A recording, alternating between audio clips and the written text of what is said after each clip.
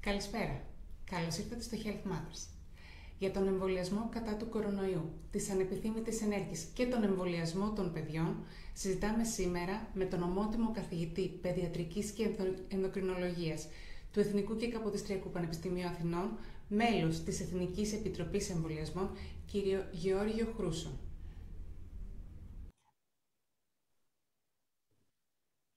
Κύριε Χρούσο, καλώς ήρθατε. Καλώς σας βρήκα. Ευχαριστούμε θερμά για την παρουσία σας. Τίποτα.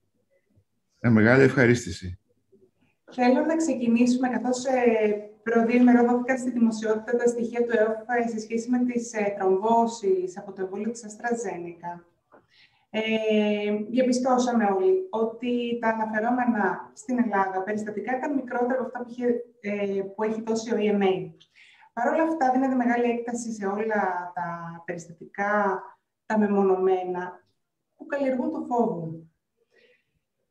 Και θα ήθελα να μιλήσουμε για την εικόνα που δημιουργείται. Θεωρώ πως βγαίνει μια παραμορφωμένη εικόνα προς τα έξω, γιατί πότε άλλοτε έχουμε κάνει 5,5 εκατομμύρια εμβολιασμούς. Δηλαδή, αν τα βάλουμε κάτω, νομίζω ότι βγαίνει μια παραμορφωμένη εικόνα. Νομίζω ο κόσμος ότι είναι κάτι πολύ συχνό, αλλά δεν είναι. Έχετε δίκιο σε αυτό. Και τα 4 εμβόλια που κυκλοφορούν στη χώρα μας, τα 2 mRNA και τα 2 με τον αδενοϊό, είναι πάρα πολύ ασφαλή και αποτελεσματικά. Τώρα, όπως ξέρετε, όλα τα εμβόλια για να δημιουργηθεί ανοσία παρουσιάζουν μια πρωτεΐνη του ιού, η περίφημη πρωτεΐνη ακίδα. Την παρουσιάζουν λοιπόν στον οργανισμό, ώστε ο οργανισμός να φτιάξει ειδικά κύτταρα και ειδικά αντισώματα εναντίον του ιού, μέσω αυτής της πρωτεΐνης. Λοιπόν, δυστυχώς αυτή η πρωτεΐνη από μόνη της προκαλεί φλεγμονή και προκαλεί και πήξη του αίματος. Στην ουσία, δηλαδή, κάθε εμβόλιο που κάνουμε είναι μια μίνι λίμωξη, μια μίνι COVID-19 λίμωξη, η οποία όμως δεν μπορεί να έχει συνέχεια, διότι απλώς παρουσιάζεται το αντιγόνο, δηλαδή η πρωτεΐνη, και εν συνεχεία φεύγει από τον οργανισμό. Λοιπόν, είναι κοινό λοιπόν σε όλα τα εμβόλια τις πρώτες μέρες, περίπου τις πρώτες 10 μέρες μετά τον εμβολιασμό, να έχουν αισθήματα κακουχίας, λιγαρίγη, κόπωση. Είναι φαινόμενα τα οποία έχουμε όταν υπάρχει μια φλεγμονή. Και όντως είναι μια φλεγμονή. Οι γυναίκες γενικά είναι πιο ευαίσθητες στη φλεγμονή και γι' αυτό και έχουν και πιο πολλά συμπτώματα από τους άνδρες. Τώρα, αυτά είναι αναμενόμενα. Υπάρχουν όμως και ορισμένα βαριά περιστατικά, βαριές παρενέργειες, τις οποίες πρέπει οι γιατροί να τις δηλώνουν στον ΕΟΦ, ώστε να εξεταστούν, να δούμε ακριβώς τι συμβαίνει, από πού προέρχονται, αν ευθύνεται το εμβόλιο και αν όντως είναι έτσι, να πάρουμε τα μέτρα μας, σαν χώρα. Λοιπόν, πρόσφατα, ο ΕΟΦ κοίταξε τις λεγόμενες κίτρινες κάρτες και βρήκε περίπου 1.500 σοβαρά επεισόδια στα 5 εκατομμύρια κάτι εμβολιασμούς. Λοιπόν, αυτά είναι τα γνωστά αναφυλακτικά επεισόδια, κυρίως τα mRNA εμβόλια τα κάνουν αυτά. Δεύτερον,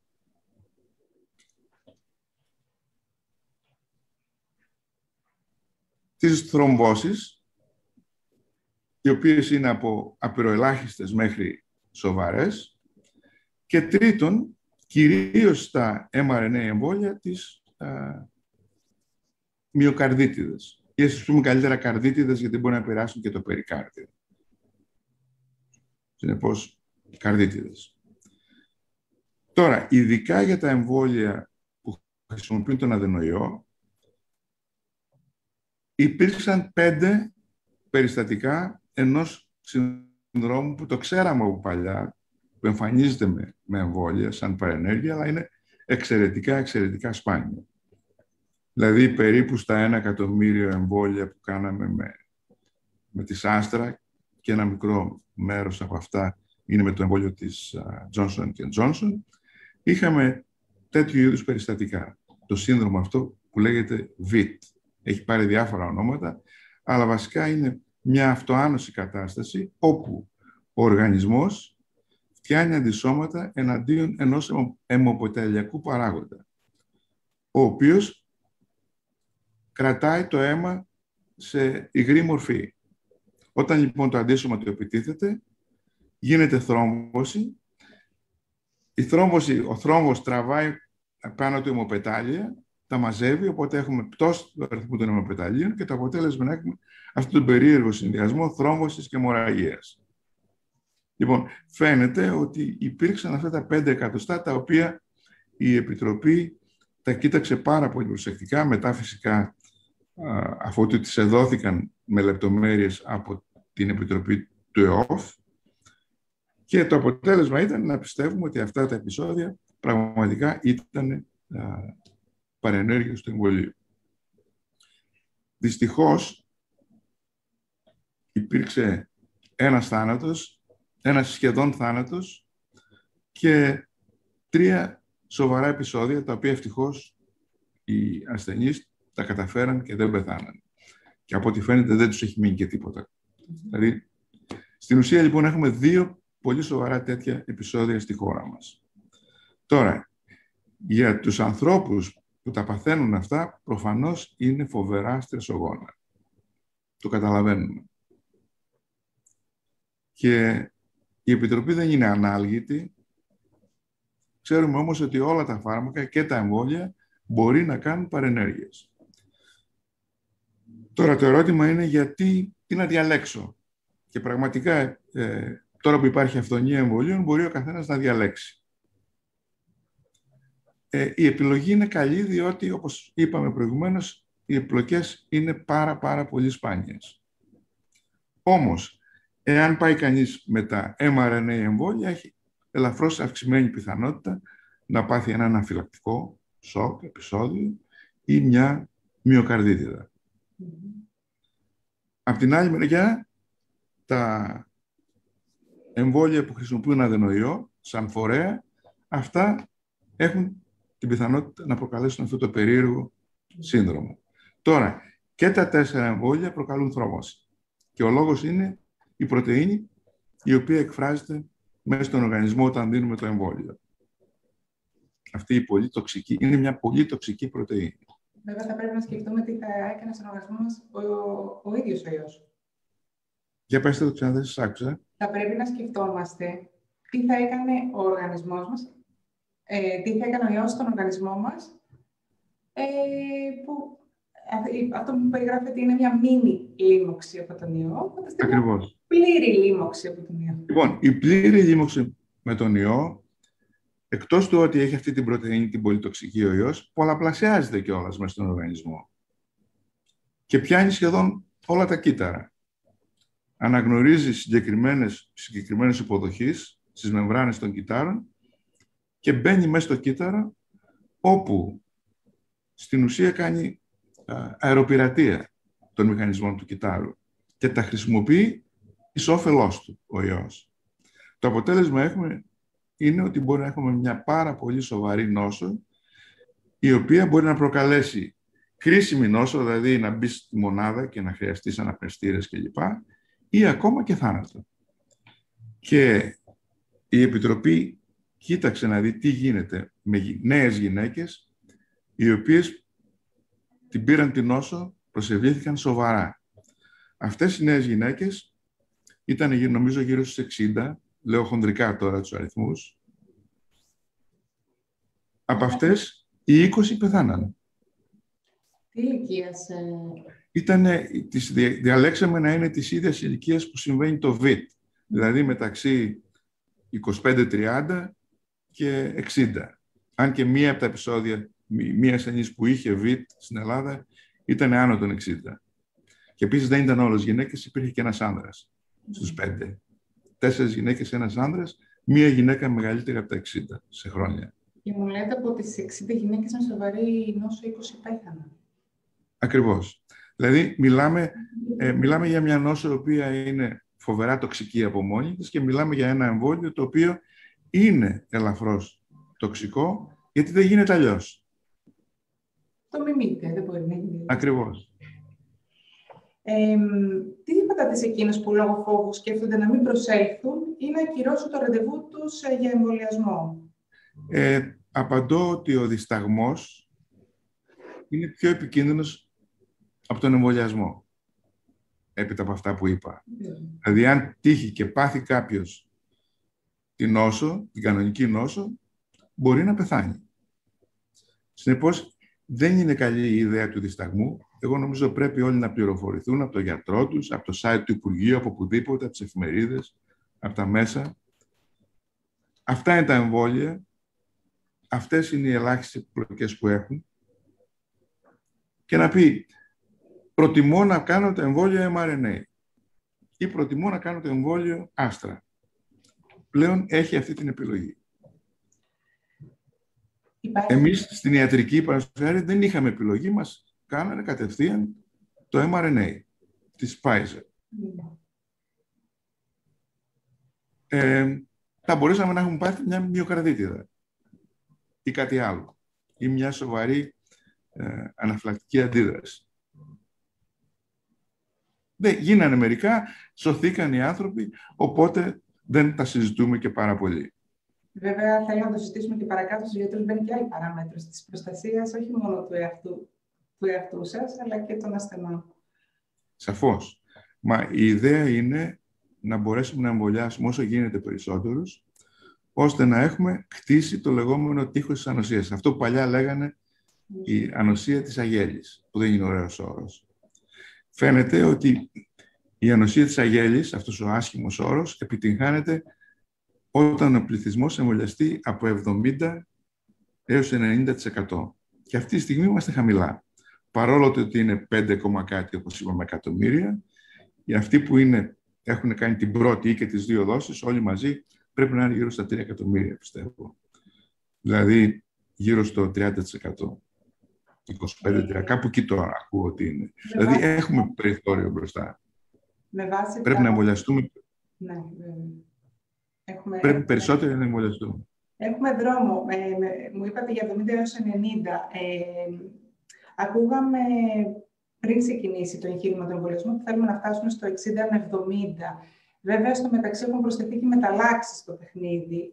Πού περίπου πρέπει να φτάσουμε για να πετύχουμε την ενωσιατική? Να σας πω, ένα καλό παράδειγμα. Ναι, το Ισραήλ είναι ένα καλό παράδειγμα, όπου φτάσανε το 55% της χώρας εμβολιασμένο και αυτομάτως ελαττωθήκαν όλοι οι θάνατοι από την νόσο και οι άνθρωποι αρχίσαν να κυκλοφορούν πλέον ελεύθερα στο Ισραήλ.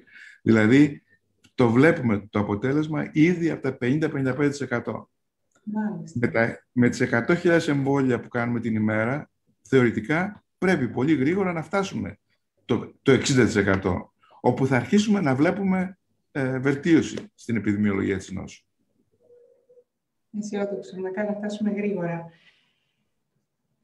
Είπατε στην αρχή της κουβέντας μας ότι οι γυναίκες είναι λίγο πιο ευαίσθητες στις ανεπιθύμητες ενέργειες των εμβολίων. Υπάρχει αυξημένος κίνδυνος σε ομάδες πληθυσμού?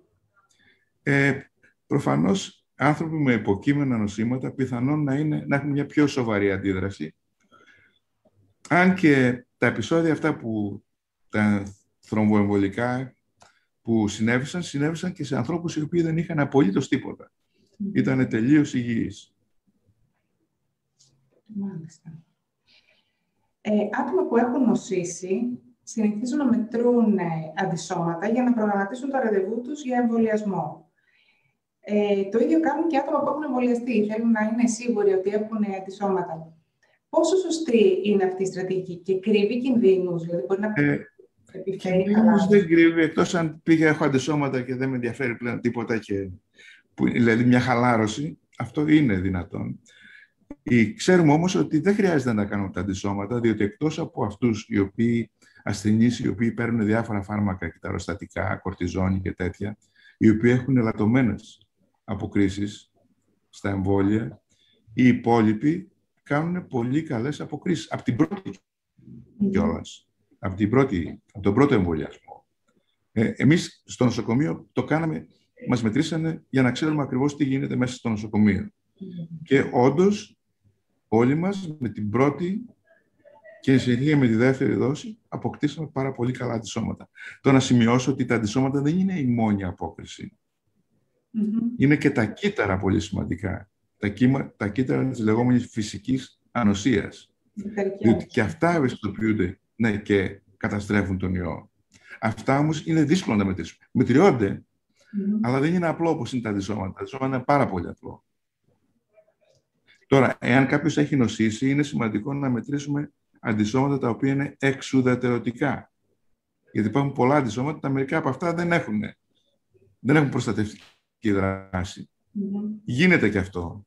Αλλά η γνώμη μου είναι ότι δεν χρειάζεται να τα κάνουμε. Όποιος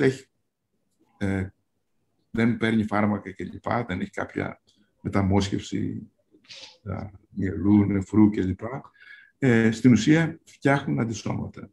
Και τα κύτταρα τα οποία τα έχουν μετρήσει αλλού, εδώ δεν τα μετράμε, αλλά και αυτά φτιάχνονται και είναι πολύ προστατευτικά. Είναι αξιόπιστα τα τεστ, γιατί βλέπουμε έτσι μια διαθεσιμότητα στην αγορά. Κοιτάξτε, εξαρτάται πού το κάνεις. Είναι αυτά της αγοράς, αυτά που πας και τα κάνεις μόνος σου, αυτά είναι 70% αξιόπιστα, ακριβή. Αλλά αν μιλάμε για έναν οργανισμό, ένα σχολείο, οτιδήποτε, ακόμα και αυτό το 70% βοηθάει πάρα πολύ. Έτσι. Αλλά υπάρχουν τεστ που μπορεί να μετρήσει τα αντισώματα εξωτερικά και να ξέρεις πόσο καλή είναι η ανταπόκριση του οργανισμού στο εμβόλιο ή στην νόσο. Άρα θέλει προσοχή στην επιλογή του. Μάλιστα. Τι σκέψεις υπάρχουν στην Επιτροπή για τον εμβολιασμό των παιδιών? Έχουν βγει κάποιες πρώτες δημοσκοπήσεις στις ΗΠΑ που δείχνουν ότι 3 στους 4 γονείς δεν θα το δεχτούν ή θα τηρήσουν στάση αναμονής, θέλουν να δουν λίγο. Αυτή είναι μια σοφή αντιμετώπιση.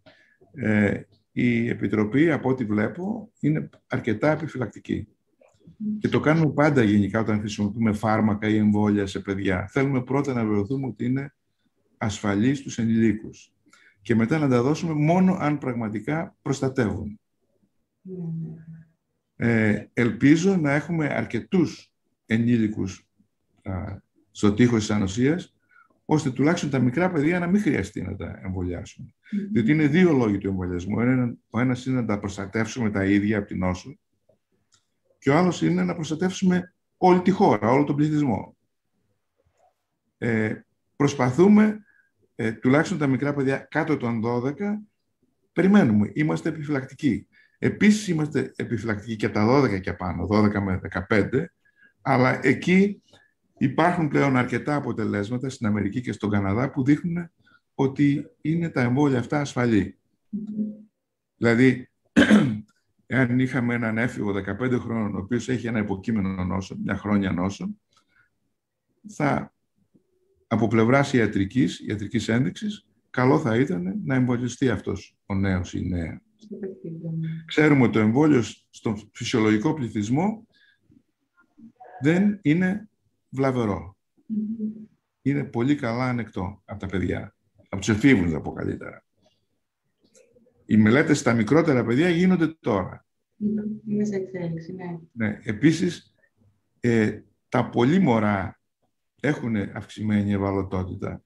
Γι' αυτό και θέλουμε οι μητέρες να είναι ήδη εμβολιασμένες και άνοσες, ώστε να περάσουν και τα αντισώματα μέσω του πλακούντα στο έμβριο και εν συνεχεία μέσω του μητρικού γάλακτος στο παιδί. Τα πολύ μωρά εννοούμε κάτω των 6 μηνών.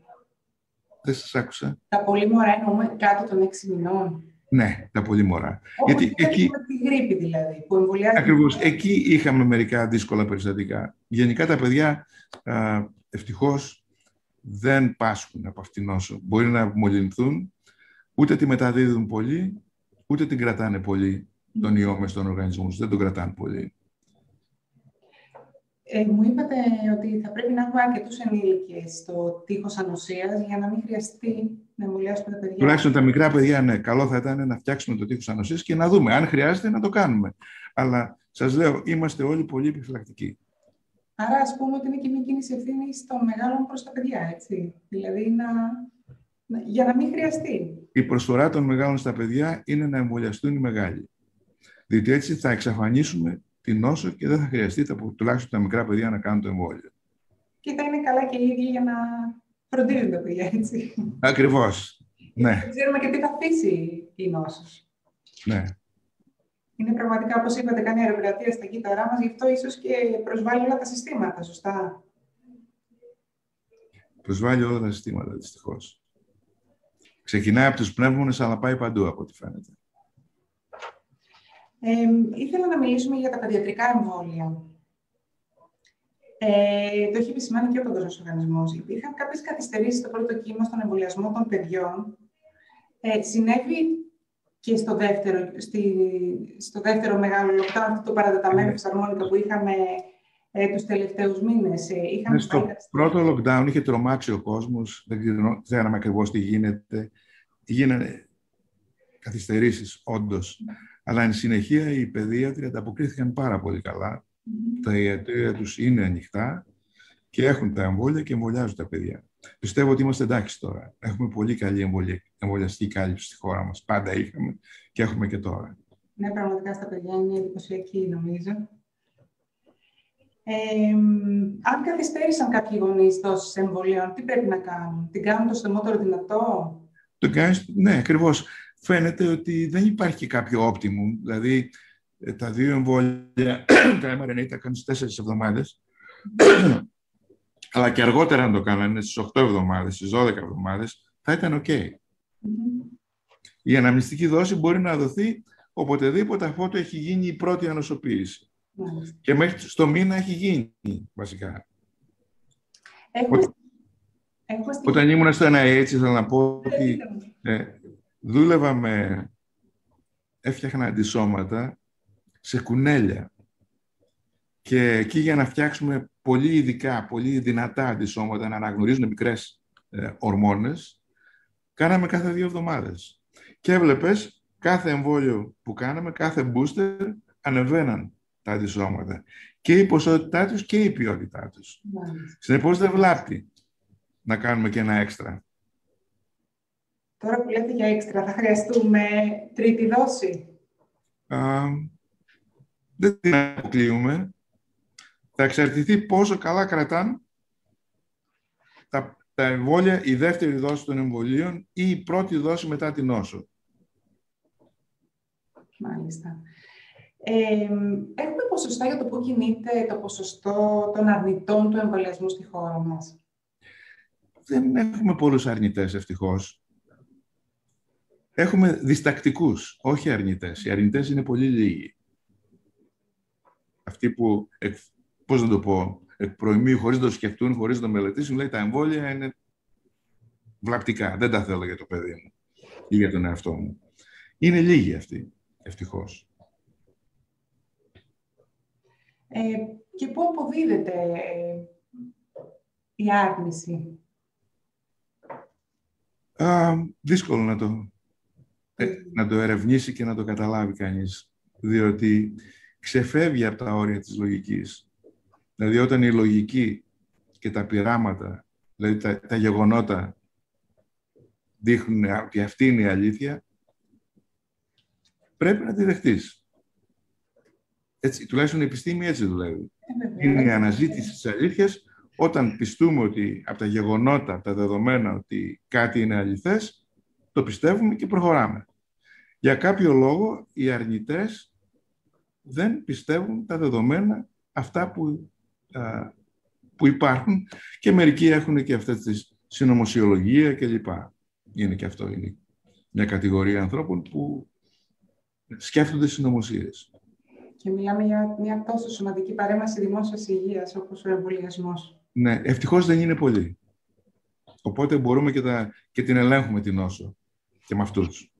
Βέβαια, είναι η ανοσία της αγέλης που είπαμε νωρίτερα. Ποια είναι η θέση σας για τους αρνητές υγειονομικούς, γιατί δυστυχώς έχουμε και τέτοια φαινόμενα? Παρατηρήσαμε το φαινόμενο της άρνησης, λιγότερο στους γιατρούς, περισσότερο στους νοσηλευτές και το άλλο προσωπικό. Νομίζω δεν κάναμε καλή δουλειά να τους πείσουμε. με τη λογική. Διότι όταν ο άλλος έχει τελειώσει πανεπιστήμιο, ιατρική ή νοσηλευτική σχολή, αλλά και οποιοδήποτε άνθρωπος έχει μια στοιχειώδη μόρφωση, θα πρέπει να μπορεί να καταλάβει τα δεδομένα της επιστήμης. Δεν κάναμε καλή... Προφανώς δεν πείσαμε. Υπάρχουν φωνές που τάσσονται υπέρ της υποχρεωτικότητας του εμβολιασμού των υγειονομικών και θέλω να μου πείτε και τη δική σας γνώμη. Ο νόμος το επιτρέπει σε πανδημίες να ζητήσει υποχρεωτικά να εμβολιαστούν κάποιοι. Είναι όμως λίγο δρακόντιο το μέτρο, κατά τη γνώμη μου. Καλύτερα να προχωρήσουμε με την πειθό της λογικής. Δεν θες να τραβάς ανθρώπους τώρα και να τους εμβολιάζεις. Είναι λίγο... Δηλαδή πρέπει να είναι πολύ χάλια η κατάσταση, να πεθαίνουν οι άνθρωποι στους δρόμους για να πεις εντάξει, θα τους υποχρεώσουμε να εμβολιαστούν. Τώρα υπάρχει κάποιο περιθώριο, φοράμε τις μάσκες, προσέχουμε, οπότε πιστεύω ότι και με τη βοήθεια των μέσων, ιδίως όπως εσείς, των science writers, ας πούμε, οι οποίοι καταλαβαίνουν και μπορούν και εκλαϊκεύουν τα δεδομένα για όλο τον κόσμο, μέσω αυτών νομίζω θα λειτουργήσει τελικά η πειθό. Μακάρι. Θέλετε να προσθέσετε κάτι άλλο που δεν έχω ρωτήσει? Νομίζω τα ρωτήσατε όλα. Τα κυριότερα. Ναι. Είναι σημαντικό να ενημερώνουμε τον κόσμο, πιστεύω, σε μια τέτοια κρίσιμη περίοδο. Θέλω να σας ευχαριστήσω για μια ακόμη φορά θερμά για τον χρόνο σας. Είναι πάντα τιμή και χαρά να μιλάω μαζί σας. Ευχαριστώ πολύ και εγώ. Καλό Χαίρομαι πολύ. Επίσης, αντίο. Γεια σας.